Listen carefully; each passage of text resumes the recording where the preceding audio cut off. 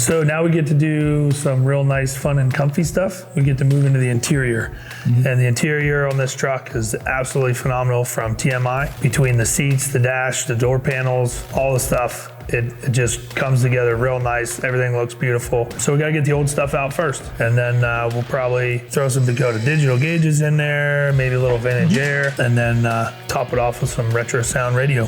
If anybody's in the market, we actually have some really nice interior parts for a factory 79 C10. Got a real nice dash pad, some door panels, and steering column, steering wheel. So hit us up, UMI Performance, and see if you're the first person to get some of it. Yep, holler at your boy. It's for sale. It's not on sale. That's why we work well together, boys.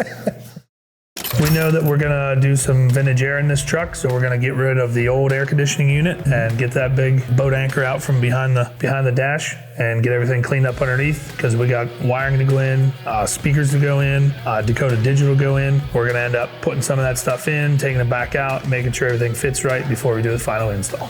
Dustin, you forgot the steering column. How could I forget the main part where you grab a hold and steer the truck? Pretty important. Yeah. So we put a real nice I Did It steering column in this truck. Everything fit in, everything wired in, plugged in, went right in. It's actually a really nice piece to use. Yeah, kind of scary pulling all that out, installing a brand new column, want everything to wire up right and everything line up right, but it was a piece of cake. Yeah, worked out really well. Make sure you tape everything off so you don't scratch it, because we are kind of, animals. Yeah. Well, we don't really know what we're doing, but we make it look like we do. Yeah, look good. 47,000 miles.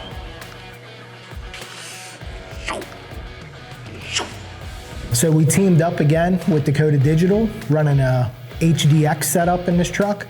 Really cool, gives you all the parameters from the Holley. You could run a BIM module, which is what we did in this case. Pro tip, you cannot run a GPS module with that Holley module.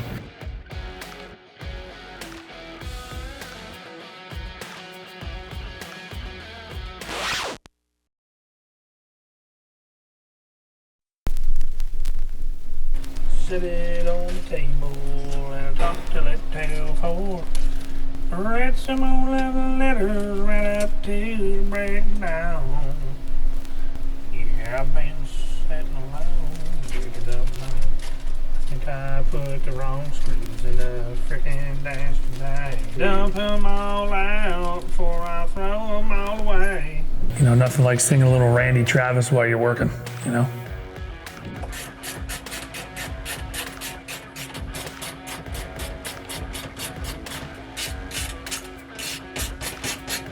Wasn't too bad to install. There's a couple little brackets that you have to get lined up and squared away.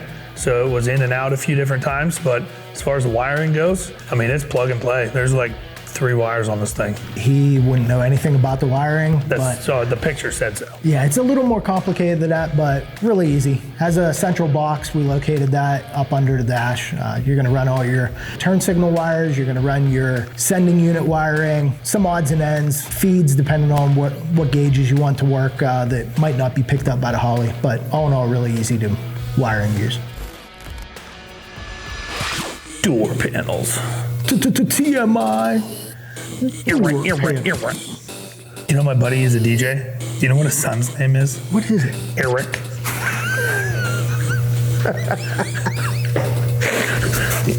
Well, there's a dad joke, and we got plenty of them.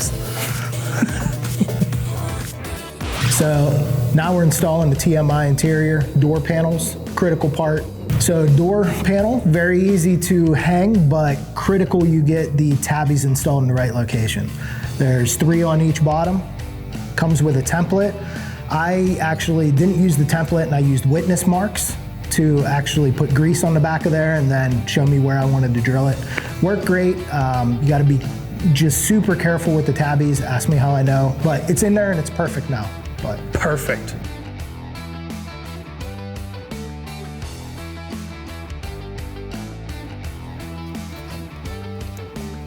So a really nice feature about this truck is it actually had electric door locks. Yeah, it had electric door locks. Yep. So we did a really, really nice conversion of door lock delete. We didn't want to cut an extra hole in the door panel and ruin it for any reason. So we were going to relocate the electric door locks. That location is still to be determined. So we took a really nice electric door lock truck and turned it manual. As you can see here, Dave's working on that door lock and also ruining a pair of his shorts sitting on the kill mat.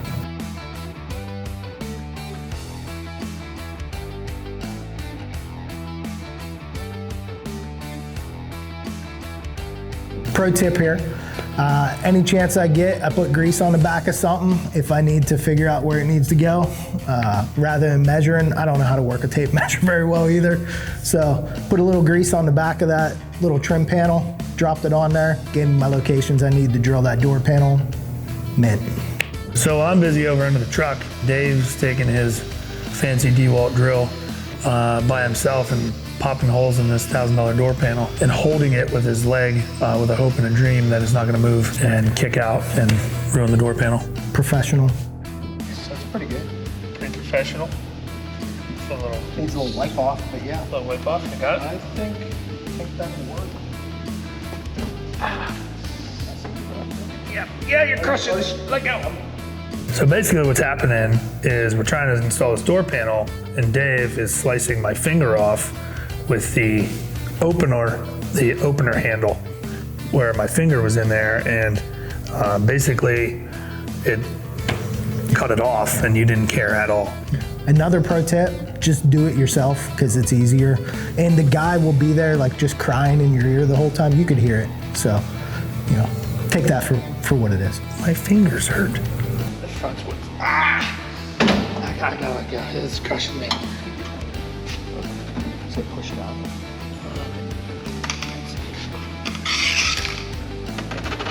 Going on finally now? Last time?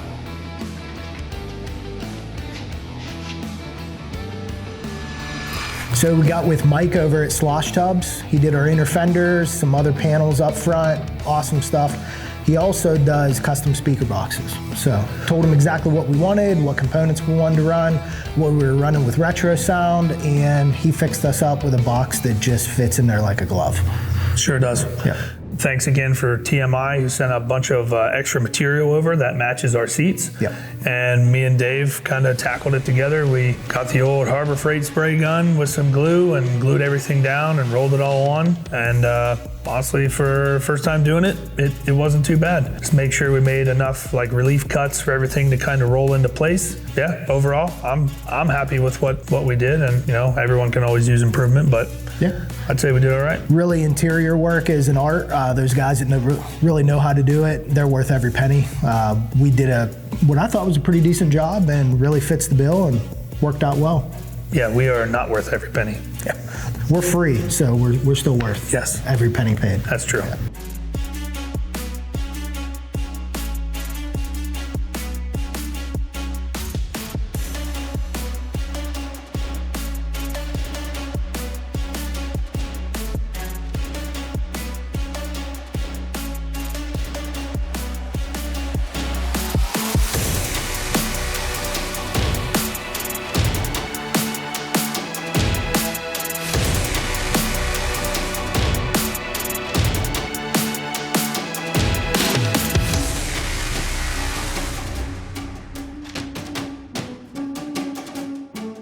Go ahead and feel free. Go ahead and feel free to comment down below on what we did wrong or how we can improve on our next box. Got it that time. That was great. So we ended up getting some auto custom carpet for this C10. It's for the 4-wheel drive because we used a larger tunnel. It went in with some minor trimming. We were able to get a nice color that, you know, fit with the truck and put it in there. So prior to putting this in the truck, we had it laying out in the sun for a little bit because whenever it comes in the box, everything's all kind of folded up and creased. Another thing you can do, you can get a suit steamer, and when you lay everything out, you can steam everything up and get it up and tucked in real nice.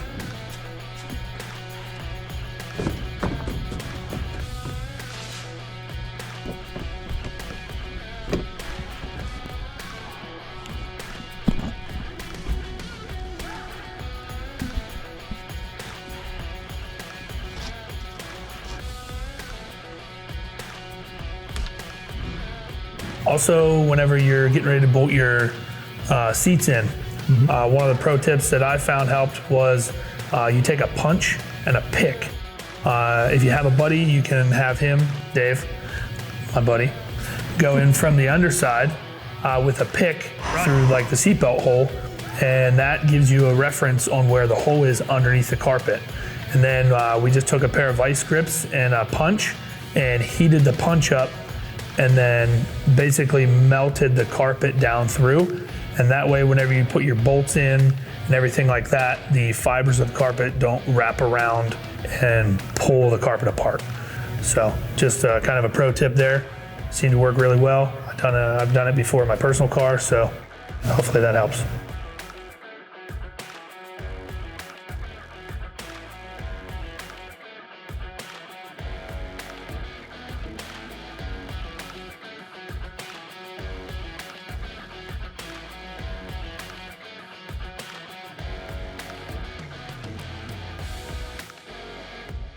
So underneath the passenger seat, that's where we cut out the hole in the actual floorboard. We're gonna run all the wiring through. Bought a bulkhead online. Everything fit through there real nice. All of our speaker wiring ran up there as well, all of our power wire, grounding wire.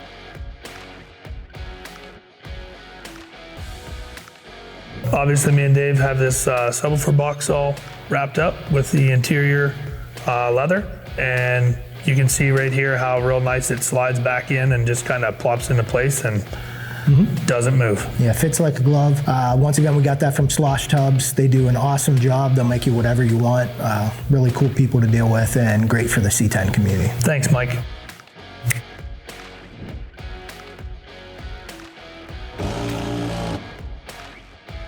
The seatbelt, just send it, don't matter if it threads. Come on, just thread.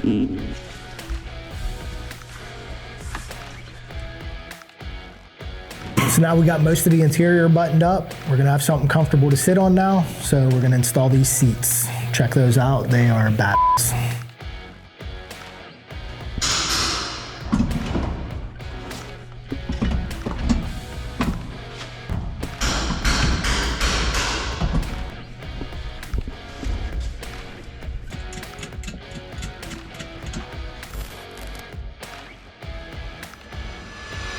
So now the interior is basically buttoned up. We got seats in, sub box, we got most of the retro sound components, all the speakers wired in. We're gonna, finish the air conditioning up. Now we're gonna install all the wiring, get that vintage air wired up, all the retro sound wired up, and Dakota Digital, everything behind the dash before we plug those gauges in and button that up.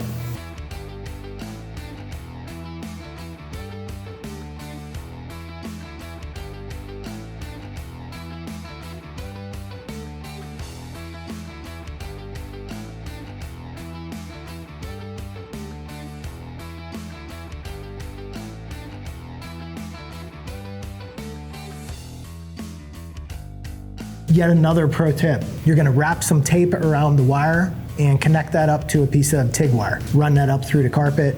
Works really well. Doesn't really get snagged.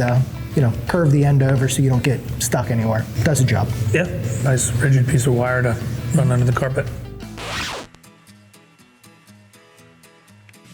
Wires. I hate wires.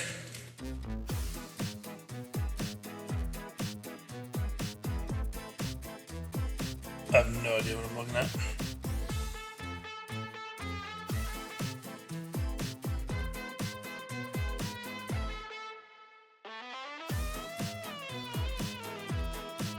See if you got brake lights? Yes. What? Both of them? Yep. Let me go. So if we want to talk about the wiring on the truck, we can break it down into two components. Basically what I accomplished and then what Dustin accomplished. You can see here he's super excited that he got the brake lights to work. And big accomplishment, you did that all on your own. I'm proud of you. You know what I had to do? Plug them in. Yeah, it was great. Because it plugged right in. Yeah. It's the little wins sometimes. The light on each fender around the side. Yeah, just fine. Turn signal? Around the side. Is there a light? Oh, no. That one's not on. About this side? That side not hooked up. Low beams? Did they change here? It's just a cutoff. Ah, plugged in the right wire. All right, yeah. So what are these guys? Turn signal in the rear. There you go. Yeah, it's flashing. Yeah. Yeah. Yeah, what about the others? Up front, we're good.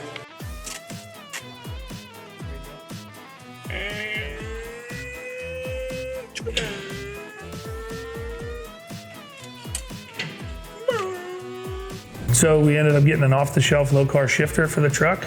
After we got the seats and everything in and the positioning of length of the shifter and the position of the shifter, we thought, you know, here you my performance, what do? We make parts. So we designed and come up with our own shifter for the T56, and we threw it in there. Yeah, gives the right reach, just where we want it to be. Works great with the console. Doesn't touch anything. You know, gives you good range of motion. That low carb was just too far down. You know, Yeah. wasn't going to work too well for most of us.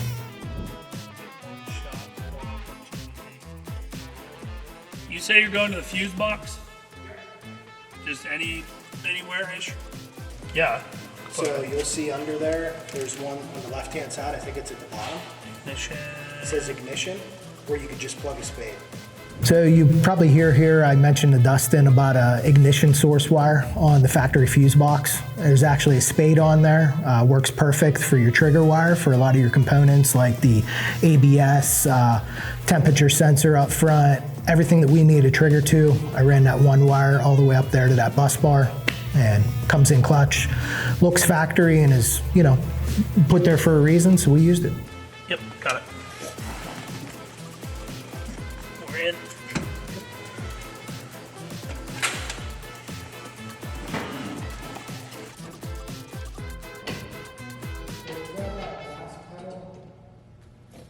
So we're getting close on the wiring. Here you can see I'm putting together basically a sub panel, which is going to be located under the seat. That's going to have all of our wiring for the stereo equipment, also another fuse box for anything on the interior we're going to run. And it's also going to have our BIM modules that run the Dakota Digital dash. So there's definitely a lot of wiring going into the inside of this truck. And again, Dave did a good job on cleaning everything up, tidying everything up, and making sure everything had its own line to plug in on that ABS panel. Mm-hmm. So good job again, Dave. Yeah, I was tired of wiring at this point, but if you mess one of these little things up, that's critical. Thing ain't gonna work. Truck's not gonna fire. I was tired of wiring too. Those connector to get the brake lights to work really. Yeah, you struggled for a little bit getting that brake thing to just, oh, boom, brake lights. Yep, there it was. If you enjoyed that short clip of my face, click here to see the whole episode.